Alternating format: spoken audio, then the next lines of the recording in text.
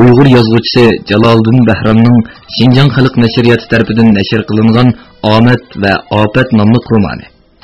Bu roman Beliqut shirkatida ovozga ilinib, Beliqut to'rida anıltıldı. Ilg'or tijoratchi do'stining ahvolini tushuntirib turishi. Zulfiya ishkarki uydan gazetga o'ralgan bir bo'liq narsani elib chiqib eriga berdi. Ilg'or gazetni ochib, uningdagi bir kallik pul bilan 2 dona talonni shiraga qo'ydi. Ey, orliqda 4 oylik ijaraga berilmay bekor turdi, dedi Ilg'or. Qolgan 1,5 yillik ijara haqqi 16.800 so'm bo'lgan ekan. 2 yillik par pul uchun 3.800 so'm to'ladi. Mana, mavla par taloni. Qolgan naq pul 13.000 so'm. Voy, og'inlarim bilan haroq ichib o'tman deganimiz Ilg'orga qadrdon kulib qo'ydi. Zulfiya hadam ishkil qo'ymabdi.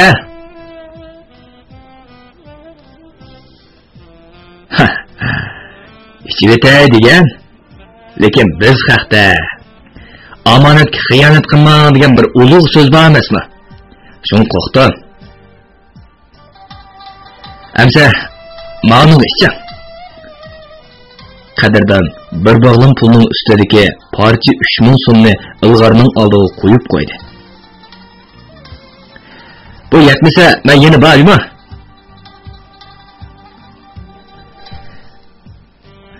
Oy, hammasi chaqchaq qarab. Ilg'or 3000 ni qadrdonning oldiga ittirib qo'ydi.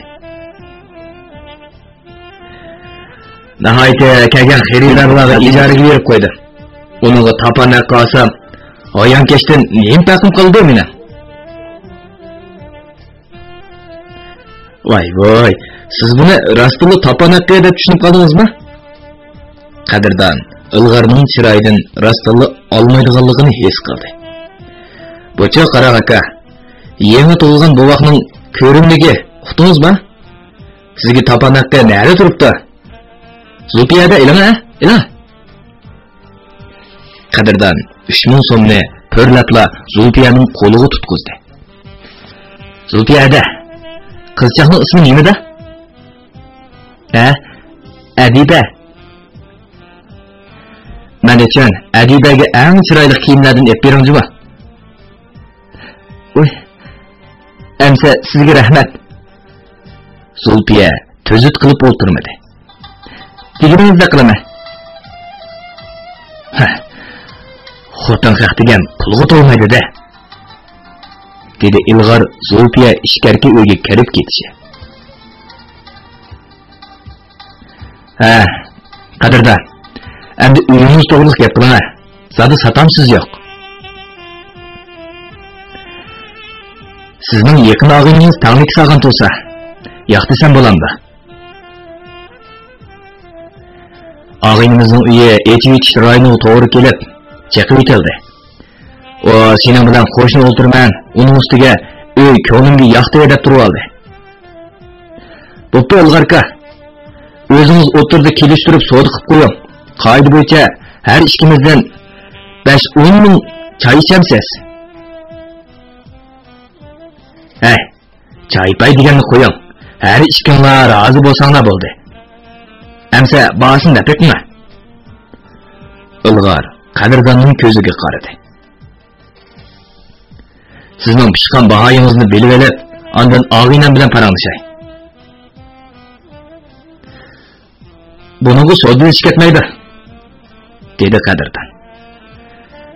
Bexatarlik sanduqda o'yin guvohnomasi, pul to'lagan talon, zinnatlashga hodiga berilgan 40 ming so'mning hujjat qatorliqlar bor. Undaqda jami 320 ming so'm bo'ladi ekan. Ilg'or sal o'ylanib qoldi. Agar og'inam sal tushirib berishni deb tursa, qanday qilamiz? Qani, siz avval so'zlashib ko'rmamsiz. Sizlarning mas'uliyatinglar chiqqandan keyin meni izdanglar. Sizni nereden tapmayız? Musafirlar mehmonxonasidan. Qadrdon derizdan sirtqa qaradi. Ilg'arka, kech bo'lib ketibdi, men qaytay.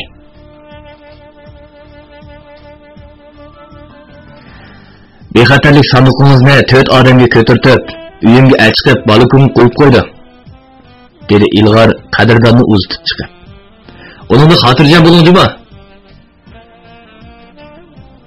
Aprilning o'ttirlari bo'lib qolgan edi. Bo'g'da teg'i tarafdan urgan so'g'uq shamol do'ylarni qo'riydi. Chashqan quloqli yumron yupurmoqlar amdilikda chavoq chog'idek bo'lib, oydin kechida ostiga quyuq soylarni tashlagan edi. Qadrdon Qadinos uydan ayrilib piyoda ketyotdi. U uyni sotmoqchi bo'lib Xotandan keldi. Biroq setilish to'g'riliq gap bo'lib edi. Yurikining naridur bir yeri tuz satgandek ekishib ketdi. Uning ko'ngildikin deganda u uyga emas, balkim uy bilan billa birovlarning rostli g'oyib bo'lishidir. Bir zamonlar qalb bo'stonlarini yashnatgan xotirlarning iz deraksiz o'tishidir. O'g'lining o'zidan borgan sir uzoqlab ketishdan ko'ngli alamzada bo'ldi. Qadrdon hold ko'chib to'xtab orqaga qayrildi. O lipma-lip süzük yoshlar bilan to'lgan ko'zlari bilan ikkinchi qavatdagi uyiga, balkon derazalarga, mehribon tomoq atganda echib bitadigan portoshkalarga xelig'ich qarab turdi. Do'stlikdagi uy bilan musofirlar mehmonxonasining orlig'i ancha yiroq bo'lmag'achqa, qadrdon piyoda ketdi. Hozir bu mehmonxonada vejik qora potam yo'q edi. O 2 yilning oldida bir g'o'jilik shofir bilan to'y qilib, g'o'jig'i yo'tkilib ketgan edi. Agar bo'lgan bo'lsa, qadrdon bilan bir qapas tilashib xumardan chiqqan bo'lardi. Qadrdon musofirlar mehmonxonasi oldiga kelganda, kam yo'lning u tarafida yurib turgan O'snarxon jannat ne'matlari oshxonasini ko'rib, ko'ngli bir qismi bo'ldi. To'g'ri, bir chog'larda kelishgan vejik simasi har qanday Azroilni mahliya qilgudek sho'x, xushfe'l bir qiz uni ashu oshxonada saqlaydi. Kulib ham qizdirib qarshi oladi. Go'shnon bilan mehmon qiladi. Qisqasi, qadrdonni ko'rsa qiladigan qiliq topolmay, jon qushi tan qapizdan yayrab ketadi. Qadrdon vejik qorpotamning o'rnida ishlayotgan tari so'rin seriq xotinga 35 so'mlik yotoq beltidan kestirib, ikkinchi qavatga chiqib ketdi. O shu kuni 2 kishilik yotoqda huzurinib yolg'iz uxladi. Atse mehmonxonaning oshxonasida bir istikon sut ham bo'lkadan nosh chiqib, amdili yotoqqa kirib o'tiradi. Eshik bo'sug'isida to'lg'an bir gavda paydo bo'ldi. Uning beshiga kiyib olgan g'o'jiliklarning beg'irrang manchester do'ppisi, tizim ashadigan oq seriq kamzuli, oq ishton, bilputidagi qora sandal uni to'limi salobatlik ko'rsatib turadi. Qadrdon uning amdili oq orligan chiroyli burtiga qarag'incha o'rnidan turdi. Ammo 2 yilning oldidagi xo'rliq tarabba esiga kelish bilan qo'lni so'zmadi ham susli qilib, siz dedingiz, aqani o'tiring, deb qo'yib karvatida xiyoliy o'tirdi. Ey, men hozirgacha ochiqlab yuramsa, dedi Yoqub hojim divonda o'tirib etib. Tarim neman so'ring seni. Sizdek bir katta musulmon xirmoncha kuchi bilan asro bo'lish emas, chiroyiga qarashning o'zini joiz emasligini bilib turib, yana nima ish qildingiz? Qadrdon g'azabdan titradi. Gunohkor bo'lib, do'zaxga kirishdan qo'rqmamsiz? Voy voy, sening odomating nimandoq yomon. Yoqub hojimni bu yo'llargacha qizirib ketgan edi. Bilib qo'y, donolarimiz adolat tuguchini yashkulik, to'kkulik emas deydi. Ondaqda aşı danalarınız. Acıla Xudanın günahkar bendirlerge nasihat qilmay, haqoratlab xorliso'g'in debdikanmi? Qadirdan yomon yerdan tutib olgan edi. Qo'lidan tortmay, gunoh tatqiqiga texmi ittirib so'g'in deydigan nizomini bormikan ya? Ey, bo'ldi qila. Men xato qildim. Bo'ldimi? Yaqub hacım pas uğrunda düşüp kaldı. Şunu aldığını keldim bu bana. Bana lazım yok. Kadirdan dehşetlik var kırdı. Dünyada yoldan azgan bendilerge Hacı'nın puku doğru mu kaptı o diyen ağlamadı. Hacı diyenini körüp koydu. Algıca yap bir elit bupla. Kapı ördep adam tüllerden dinimiz miydi belki? Hey! Telim limancı atacak size. Yakup hacım pışıldap gitti. Haber olma. Ben de makul dolay. Leşler tıkıp, yürekli zedik boğandan keyin, kapı bulmana degen bir eğiz gep bilen tügendi ha? Kadirdan kollarını çırptırdı. Börüm işengen. Endi işenmeyme. Normal adamlarga o'xshamaysan. Seni ta'riflashga tilimiz ojizlik qiladi. Agar men shu gaplarni men sizga degan bo'lsam, siz qanchalik azob qilyapsiz? Bo'libmi sizning pulni sanayverib, hujjat yoz degan gapingiz hozirgacha yurakimni siqib, ko'nglimni sho'rayotdi. Voy, kechirgan. Xafa bo'lma. Manzil o'tdi. Shu chog'larda to'yni o'ylayaptimi? Yo'q ko'rsa 40 ming so'mlik tutilgan mashinalarni oldimiz. Til haqoratni unutmagan qadrdonning g'azab kepi yerilgan edi. Aytma. Ko'p hollarda mening pullarimni siz tutgan edingiz. Mendan so'rab yoki so'rmay qancha mashina olgansiz? 11 mashina oldim. Ta'rifim bilan turibdimi? Yolg'on aytmadi. Men sizga bir harakatim hujjat yoz deb baqtanman. Yo'q. Undoq demagan. Men ish qilish undoq demagan buni. Bana işengenlikim için. Berip koyun. Bu dünya işenç bilen öğür durudu. Hayatlık işenç bilen yaşlaydı. Adamlar bilen adamlarını birbirine mehir şefkat kıldıgan güzellik yanını işenç. Tova. Muallimin bu sözlerini siz için de unutmay kettik hemen de. Kadirdan. Ben kadirdan emas. Sizin nazarınız boyunca lanet geldi.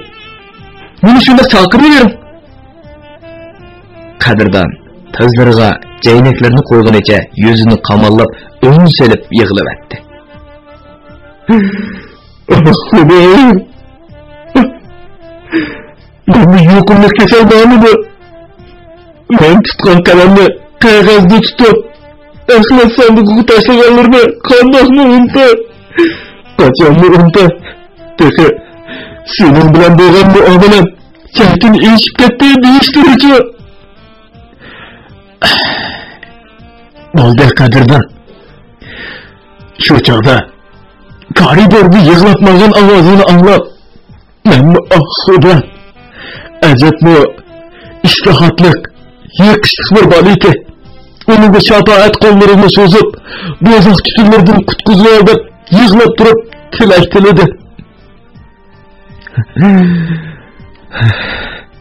Ben sizden tilaklerinizge muhtaç emas. Şöyle okup koyalım.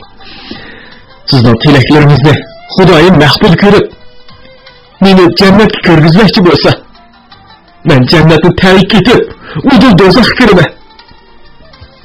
Kadirdan g'azab hayajonida o'rnidan turib ketdi. Chunki sizni jannatda ko'rarga ko'zim yo'q. Mana shunchalik o'chib ketdim.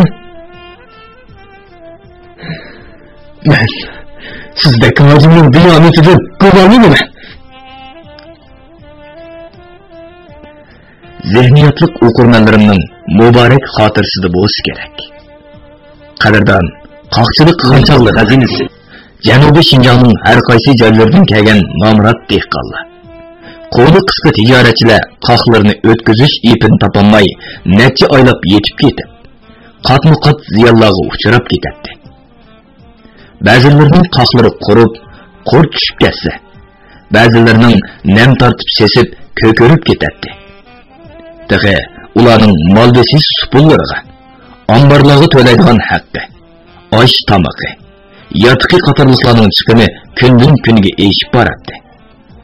Shunga ular o'z puli chiqsa bo'ldi, kilosini 80 yoki 90 tiyindan setib bersa deb yilmabdi. Qadrdon yenidan 10-15 ming chiqarib, shirkat xo'jayinlarining qoq savdogarlarining beliga urib, qoqning kilosini 1 so'm 20 yoki 1 so'm 30 tiyindan o'tkazib, o'zining topan haqqi uchun 20-30 mingni elib qilib, qolgan foydani dehqonlarga qo'shib beradi. Sadda, oq ko'ngil dehqonlar, "Hocam, bizning melimiz munch pul bo'lmoqchi edi. Buningda 50-60 ming o'shiq turdi-ya" deydi. Qadrdon, mollari yaxshi bo'lg'achqa, yuqoriroq o'tkazdim deb javob beradi. Mana shunday chaqlarda quruq bosgan chiroylardagi xo'shallik yoshlarni ko'rgan qadrdon ko'nglida. Men bundoq illiq chiroy, xo'shallik, haqiqiy tilaklarni elg'o 50-60 ming so'mga, 50-60 millionga setib ololmayman deydi. Bundoq manfaat, foyda, iqtisodiy ko'z qarashlarda Yoqub hojim bilan pat-patla takollashib qoladi.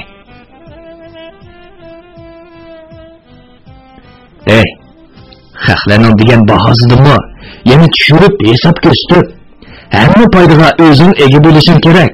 Chunki bu islohot davri. Aql ham kasbiy iqtidoringdan kelgan maishat o'zingga xos, xutumma? deydi Yoqub hojim ishning yo'lini o'rgatib. Bir qatam Obul Hasan telefonda bu turqi foydaga qolgan ko'ni qoq. Kilosini 70-80 tiyindan setib olsangmi bo'laverdi degan edi. Lekin qadrdon u qoqning kilosini 1 so'm 20 tiyindan o'tkazib, o'ziga tegishli 100 mingdan ortiq foydani Obul Hasanga avatib bermoqchi bo'ladi. Yoqub hojim uningga sodidagi nurg'un qoida usullarni so'zlab, islohotning qoida mezonlarini tushuntirgan bo'lsa-mu, ammo qadrdonni qoyil qilolmaydi.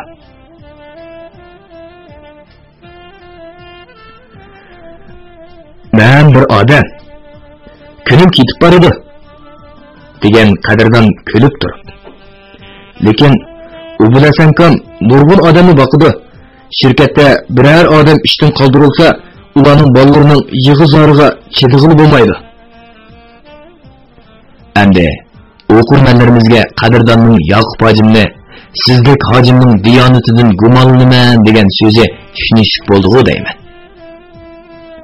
Bu so'zning o'rnidan mendek gunohkor banda gangirab qolgan yoshlar, o'quvchilar, dehqonlarga kuchimning yetishda himmat qo'limni ochdim. Lekin sendek pul topgan hoji yo'qsullarga nima qilib berarding degan mazmun chiqamdi qandaq. Qani, qoldisini ularning og'zidan anglab boqayli. Alhamdulillah, men haj tavab qilgan, iymoni pok musulmonman, dedi Yoqub hojim ochiqi bilan. Mening diyonatimdan gumonlanishga nima asosim bor?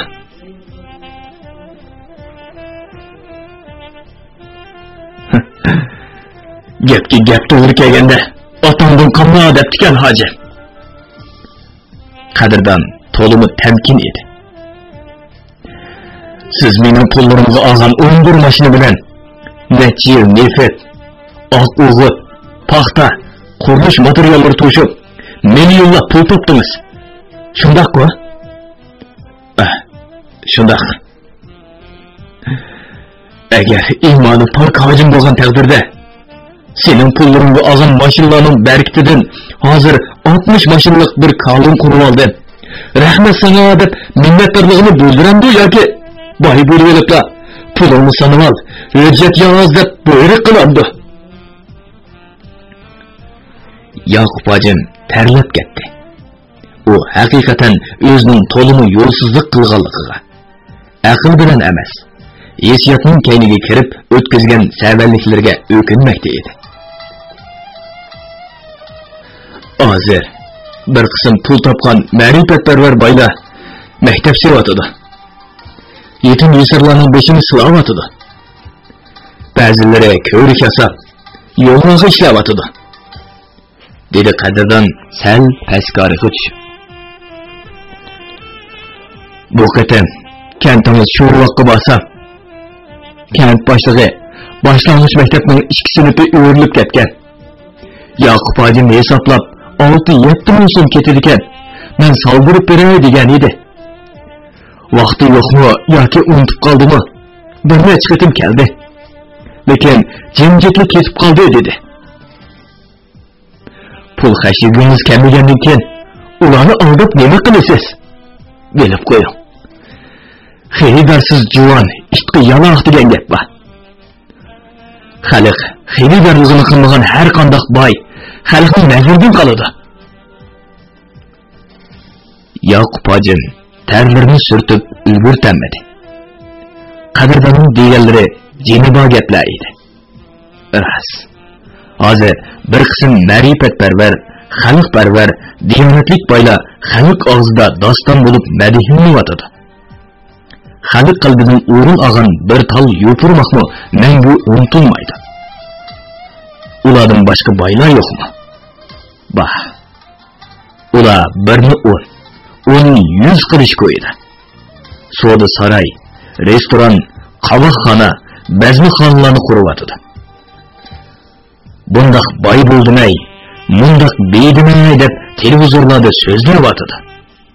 Lekin ularni xalqimiz e'tirof qilmaydi. Shunga ular o'lib, 7 nazar bo'g'icha unutildilar.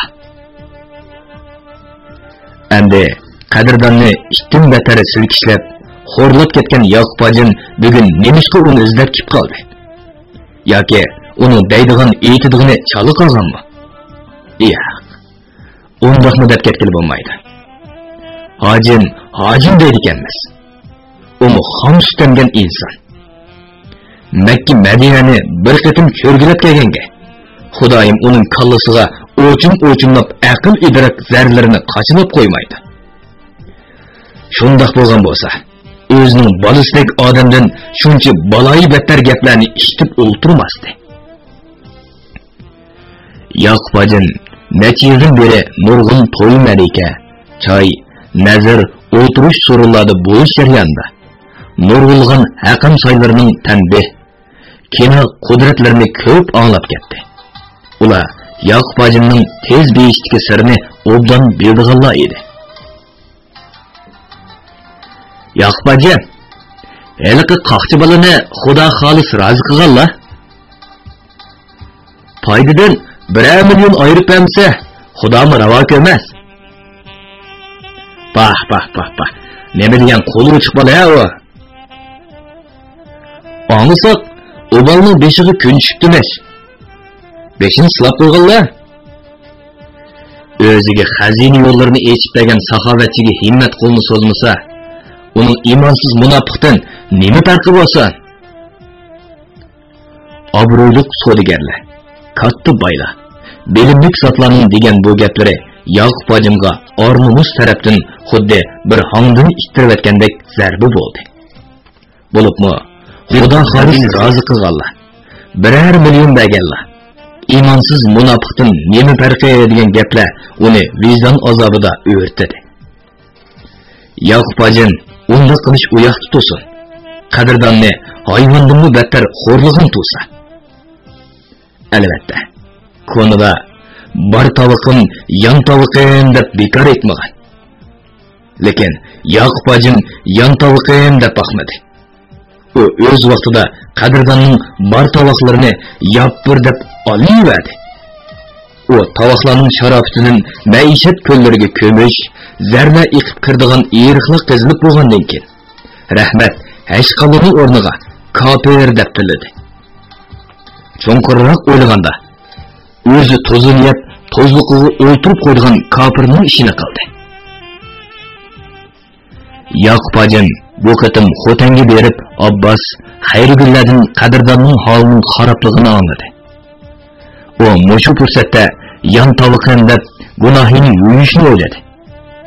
O'rinchi kelish bilan ko'kta tovsetish bozoridagi katta xo'jayin Mojango uningga yana 13-14 kun atrofida ishkirdan har xil ko'ktab keldiganligi, uni O'rta Osiyo bozorlaridagi xo'jayinlarga yetkazib berishni aytdi. Mojango Yaqub hacımga 30 mashinani meni 3 yilga ayirib qo'y deb topildi. Buning bilan o qadrdonni O'rta Osiyo bozorlariga yuzlantirishni o'ylab qoldi. Yaqub hacım o'zining bu to'g'riliq o'ylaganlarini oldirmay so'zlab berdi. Qadrdon yosh yo'qi ko'zlarini surtib beshini ko'tardi. Uni chet el bozorlarini, bo'libmi tili o'xshalaydigan Olmota, Toshkent, Beshkeklarga berib ovqat qilishni o'ylab yuradi. Mening pasportim bo'lmasa, qadrdon asta g'udumishib qo'ydi. Uni hal qilishga birer yil vaqt ketadi deyishdi.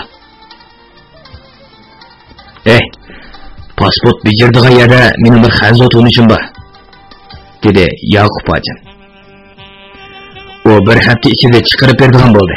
Shunga 2 parcha rasm bilan kimligini bergan. Menda rasm yo'q. Hozir chiqib tushsam, birdaniga chiqarib berdi. Mana o'taman mana. Yaqub hacım o'rnidan turdi. Rasm, kimlik hem pasport rasmiyat pullarini bugunla topshirib o'tmasam, at Xotanga mal yo'tkaymiz.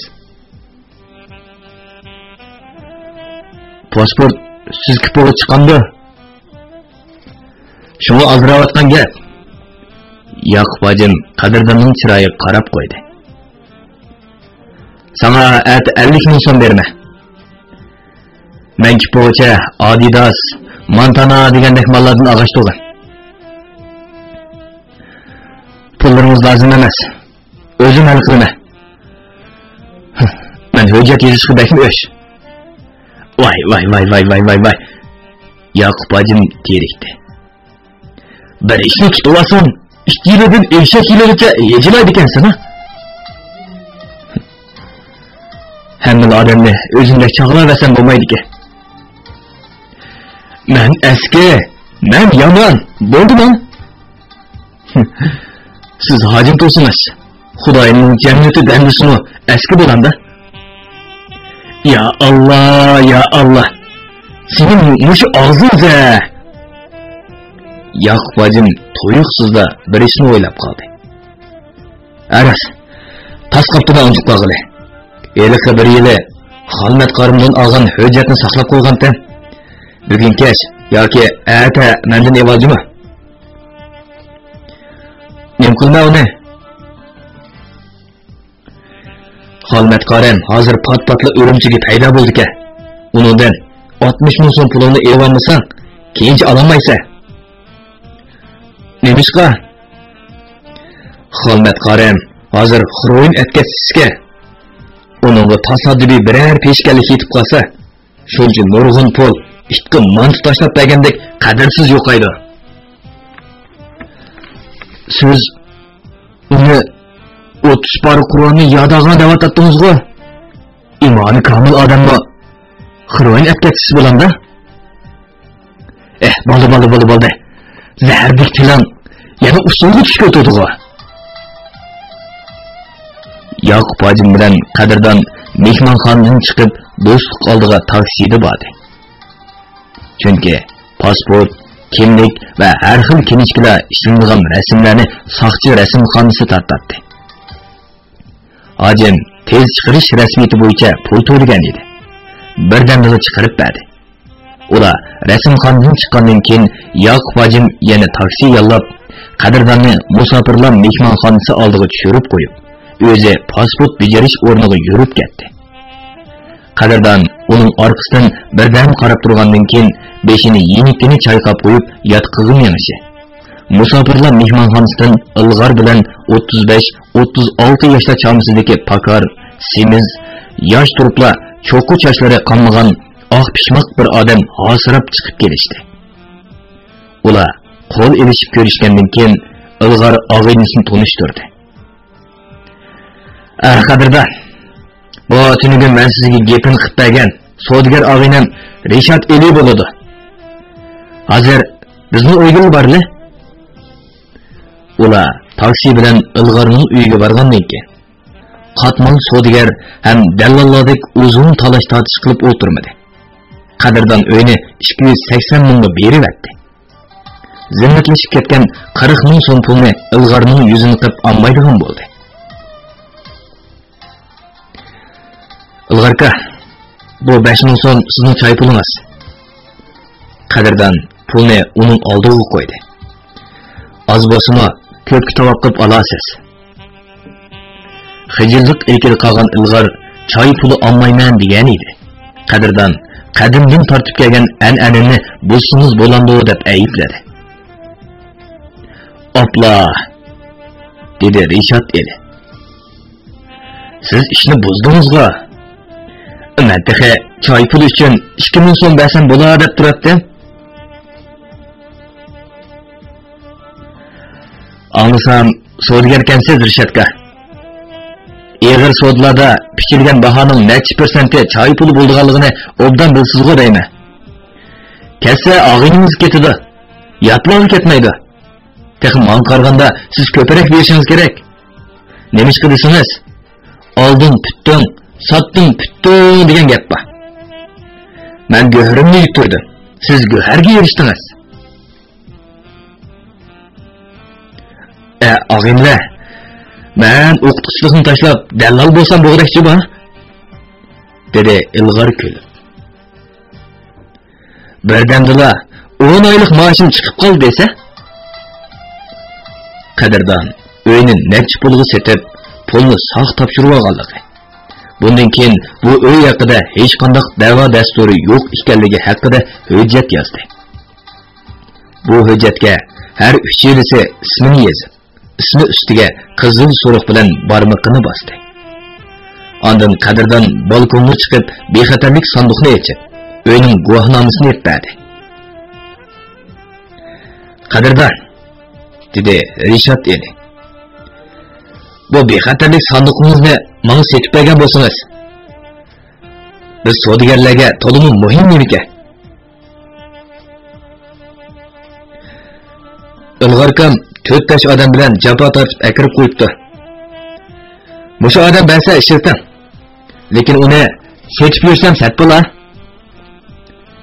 Qadrdon shu kuni kechda Shinjong mehmonxonasiga berib, Yoqub hojimning yotiqini izlab topdi. O gazetga o'ralgan bir bo'liq narsani so'mkadan elib, choy shirasiga qo'ydi. Bog'lagan ipni yechib etib, gazetni ochdi. Yoqub hojim bağlan pullarga qarab hayronlik qoldi.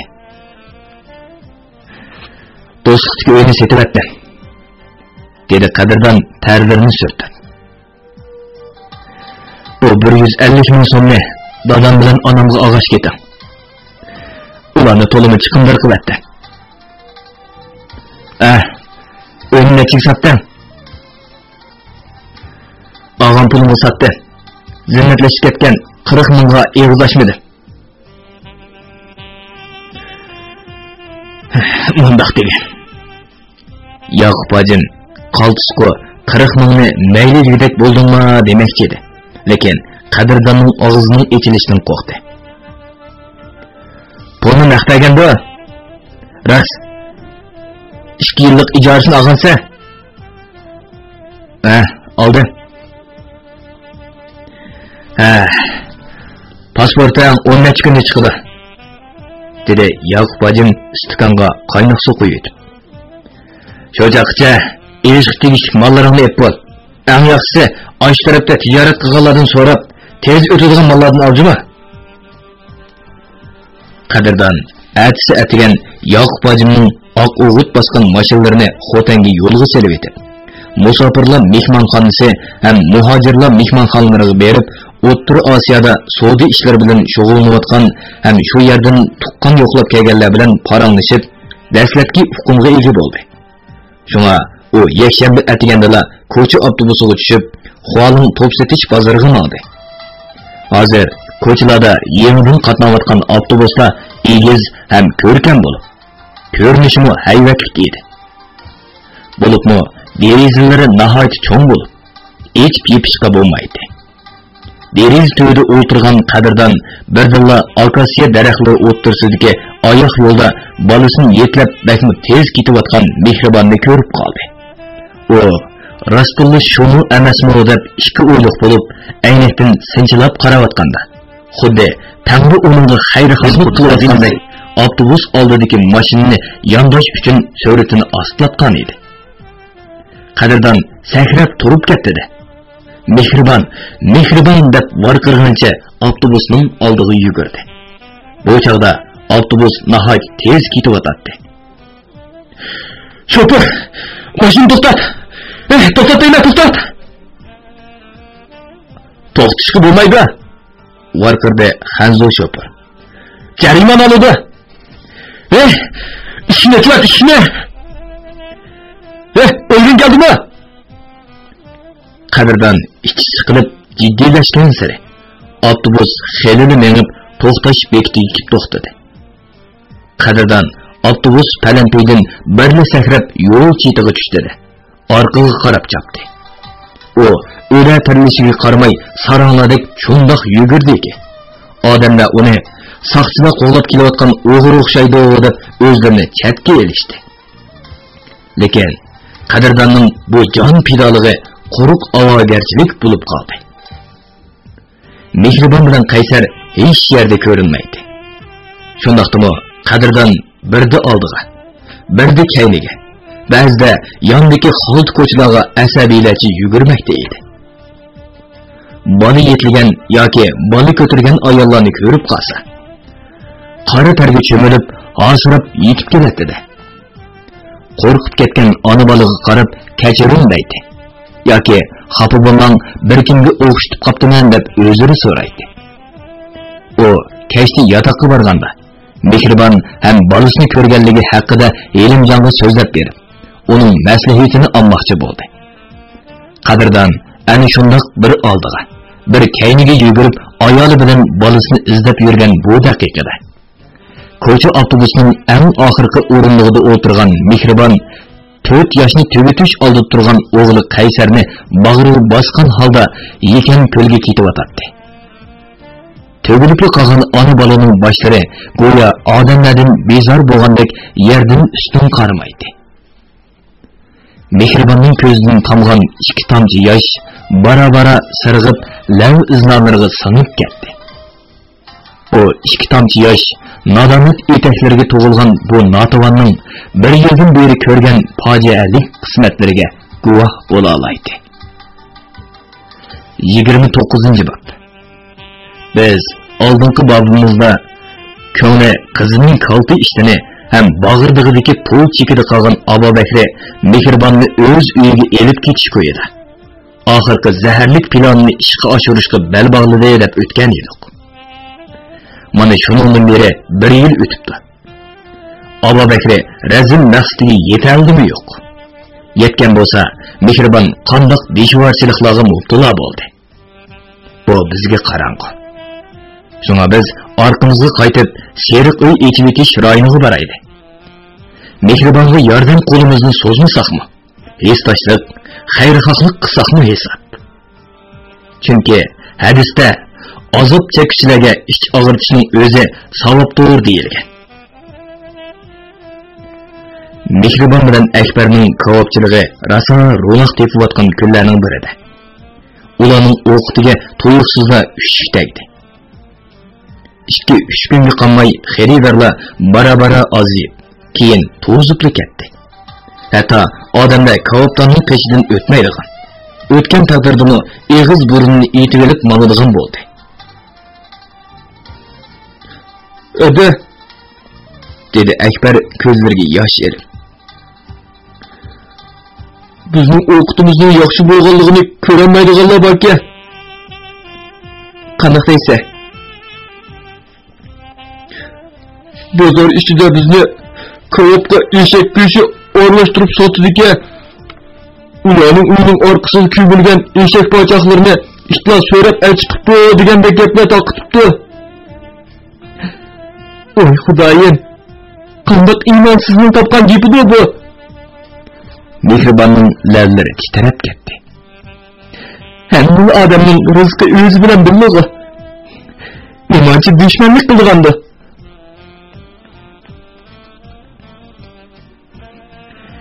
"Hay, bularning o'qiti ajab tez yurishib ketdi. Ko'z tegmisi bo'ladi-ku deb ansirgandek bo'ldi", dedi uy egisi Turdixon qaytirib kelgan go'shtlarni to'nglatquga serib etib. "Tijoratchi degan haq bir-birining piydi bo'ldi ekanda." Mehribon ta'limni yana bir sinab beqish uchun Әдісі Әкбар ішкісі кавапталаны харвығы бесіп кәйшік базарға чықты. Ular turuşluq o'rnining tozligini qilib, kavobtondagi cho'g'larni yelpib, choylarni damlab, shara o'rinliqlarni surtib, kavobtonga 10 necha zig' kavob besib, mazlik hidlarini atrofga tarqitib, Akbar soz ovozi bilan amdida xaridor chillab turishi. Bu chaqqicha bu bozorda ko'rmagan 4 lukchak kelgancha Mehribonning qochtig'i netchini soldi. Akbar chaydonni ko'tarib kelib ularga yetildi. Ammo bir necha xaridor uni tutib oldi. Mehribonmi o'ngni selib yig'ilganicha uzun chosh burutning yoqasini esildi. Atrofga birdaniga odamlar to'plandi. Ko'p sondagi xaridorlar, bozorchilar Mehribon va Akbarga xayrixohlik nazarda boqsa, bir qism ko'rolmas tijoratchilar xo'p bo'ldi degandek yeyishib qarab turardi. "Xaloyiq", dedi o'rdak tumshuq shapki kiyib olgan do'qimolay. "Bu paskina eshak go'shtida kavob qilib sotib olsa, zuloninglarni oshmay yuramsizlar? Ey, voh ejiqqiz ko't!" Shaydo tutib olgan Akbar har qancha yo'l qilibmi tutib olganlar qo'ldan ajra olmadi. "Jalab ocham ko'pdi-da? Eshak go'shtida kavob qildingizmi? Qarindoshlar!" Mehribon yig'lab turib so'zlashga boshladi. "Men bir tul ayol, yo'ldashim o'lib ketgan. Bir bolam bor. O'g'illik qilsam gunoh bo'ladi. Tirikchilik qilib bolamni boqsam, ba'zilar meni ko'rmay tuhmat qilyotdi." Bu asnoda lukchaklar kavobdan choy cho'gin va o'rindiq shiralarni urib, dostiki zig'ga o'tkazilgan go'shtlarni yerga to'kib vayrona qilyapti. Angacha kimdir biri soqchi keldi deyishi, lukchaklar oldi orqasiga qaramay tityapti. Alijon soqchi yerda qalaymiqon yiqilib, sunib chechilib yotgan narsalarni ko'rib hayron qoldi. Mehribonning burnidan javg'idan oqqan qon enaklarga soqib tushgan edi. "Tijoratchi og'inglar, hozir qalayim qattiq chiqargan lukchaklarni tunimsizlar?" Varqirdi Alijon soqchi. "Qaysinglar ko'rib boqqan?" "Seriqo'y kayshik bozorida", dedi chor soqolli sasuypas. "Zodini ko'rib boqmagan narsalarga. Og'inglar, sizlar ko'rib boqqanmi yo?" "Yo'q", kimdir biri varqirdi. "Bu chaqqichi ko'rmagan. Yo'chuli bulog'i u." "Yo'ldoshlar, Mehribon ustidan to'qilgan bu ig'vo bir oydan beri Seriqo'y rayoni bo'yicha nihoyat tez tarqaldi", dedi Alijon soqchi to'planganlarga qarab. "Shuningdek, soqchixonamiz bu masalani astoydil tekshirish jarayonida. Buning qisman ko'rolmas tijoratchilar tarafidan to'qilgan tuhmat ekanligini jazmlashtirdik. Biroq ig'voni tarqatgan asli egisini topamadik. Biz bu ishni texnik cho'nqur tekshirmoqchi. Suiqasdlik tuhmat 2 oy davom qildi. Saqchilarning yordamida asta-asta ta'siri sustlashdi. Shundaqdimi xalq o'rniga singib ketgan fitna ig'vo osonlikcha chiqmaydi ekan. Shunga Mehribonning sodisi ro'naq topolmadi. U har kuni bozorga chiqadi. Go'shtni burunqidek ko'p olmasimi, yana eshib qoladi. Oladigan foyda necha hassa to'g'rilab ketdi. Hatto ziyon chiqadigan ahvollarni yuz berdi. Bir kuni Alijon soqchi ahvol so'rab kelgan edi. Mehribon yig'laverdi. Alijon soqchi atsi soqchi og'inlarini elib kelib, ikki shirani egallab o'ltirdi. Akbar kavobtonga kavob besib ulgurtanmadi. Soqchilar, "Voy, bu nimandaq yumshoq go'sha, paxlanning bo'g'ishqa paxtadek yumshoqkan. Go'shning ta'mi boshqacha mazalikkina" deyishatdi. Akbar bo'lsa, "Alijon aka, bu degan xotanning paxlini, xotanda qo'z tug'ilibla sho'r, tosh tuz yalg'ashqa, go'shi addasiz tattiq bo'lib ketadi" deydi. Atsi Alijon soqchi jamiyatdagi al og'inlarni kovib yeyishga avatdi. O'g'ini o'zi soqchilarni boshlab keldi. Alijon soqchining bu usuli tezli unum berdi. Fitna ig'vo ko'tarilib, 3 oy bo'lganda Mehribonning sodisi yana asliga keldi. U xo'shlig'ida qo'ygan tutganni bilmayli qoldi. Akbarning ish haqqini ko'paytib berdi. Ammo ko'nlar yetimning og'zi oshga yetganda, burni qonatdi degandek, bu qatim ko'z yosh ham pig'illik zardoblar bilan yuyib tozlig'il bo'lmaydigan nomusliq tuhmat tamg'isi Mehribonning nozik badaniga o'tliq tamg'idek besildi. Haramdan bola tuqqan Mehribon yeken ko'lda turolmay, seriq o'yga qechib kelib olgan ekan. Mehribonning o'ynagan odamlari ko'p bo'lg'achqa, bolaning kimning ekanligini o'zim aytib berolmaydi ekan. Yeken ko'lida G'unchi bo'y setang degan nomi bor ekan degan gaplar seriq o'y rayoniga xuddi top sesig'andek taralmoqda edi. Bu puroq eng oldi bilan seriq o'y kashlik bozorida paydo bo'lib, ondan mahalla, ko'chalarga, texnik ishkarlab eshik darvozalardan kirib, o'ylarni sesitdi. Kichikkina bir ishning shabisini qora bo'ronga aylantirib yetadigan xotinlar atsi oqshimi eshik oldinlariga to'planib, "Viyay qaranglar, u aslida qip-qizilli bir janobdan emasmi?" deb g'aybatga urug' solsa. To'y to'kun, marika so'rinlarda 6 xotinning beshi bir yerga kelib, kichikkina bir ojizani g'ajab jonlari orom topatdi. Tehe, kech bozorning vaziyati undan battar edi. Manfaat tamasida bir-biriga o'g'ri qazadigan tijoratchilar xo'shlig'ida pichirlashadi. Xir qirishib kulishadi. Hatto ba'zi tijoratchilar ko'tiga yolonni qistirib olgandek g'itildab, kavobchi, zosuypaz, seriq osh qatorlarini oylanib, xo'sh xabar tarqatadi. Hammamiz o'z rizqimizni tepib yeymiz deyishadi. Xuddi bir falokatga yo'liqib dum tushsa, qolganlari uning rizqini bo'lishib olgandek xo'shal bo'lib ketishadi. Belqut şirketida ovozga ilinib, Belqut to'rida anlatayotgan Uyg'ur yozuvchisi Jaloliddin Bahramning Shinjon xalq nashriyati tarafidan nashr qilingan Omad va Ofat nomli romanini bugun musharga anlatdik. Davomini atidagi anlatishimizda davomli anlatamiz. Bu roman Shinjonning har qaysi joylaridagi Xinhua kitobxonalarida sotildi. Do'stlarning setib olib, saqlab qo'yishni tavsiya qilamiz.